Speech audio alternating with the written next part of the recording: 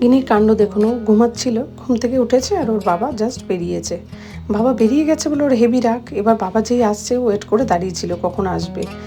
এসছে, এবার ও তো কান্নাকাটি করে মুখ টুক শুকিয়ে গেছে। এবার দেখুন মুখটা ভালো করে বুঝতে পারবেন যে মুখটা হেভি ভার ভার, মুখে কোনো হাসি নেই, কারণ বাবা চলে এসছে আর ও বাইরে যেতে পারলো না।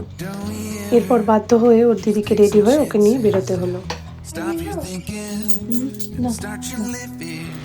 এখন দেখ কি হাসি, এতক্ষণ কান্না হচ্ছিল, এত পুরো রেডি। ভাই তুই থাকবি না, চলে ওকে দিয়ে দে, থাকো, যাবে না, ছেড়ে দে, ও যাবে না, যাবে না, চলে আয় না, ওকে দিয়ে দে, ও যাবে না, ছেড়ে দে, আয় চলে চলে, ও আসবে না। টাটা করে দাও, টাটা। টাটা। ও টাটা, ও ভাবছে কতক্ষণে কেটে পড়বো আমি।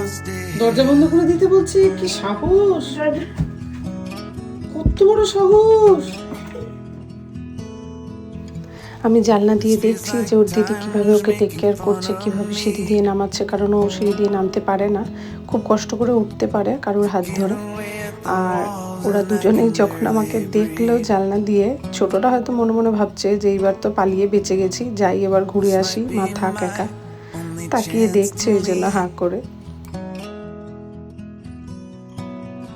এখন যখন বুঝতে পারলো যে মা আর আমাকে আটকাবে না, এখন দেখুন ঠিকঠাক দাঁড়িয়ে আমাকে টাটা করছে, জানি এবার আমি বাঘের খাঁচা থেকে বেরিয়ে গেছি, আমার কোনো ভয় নেই।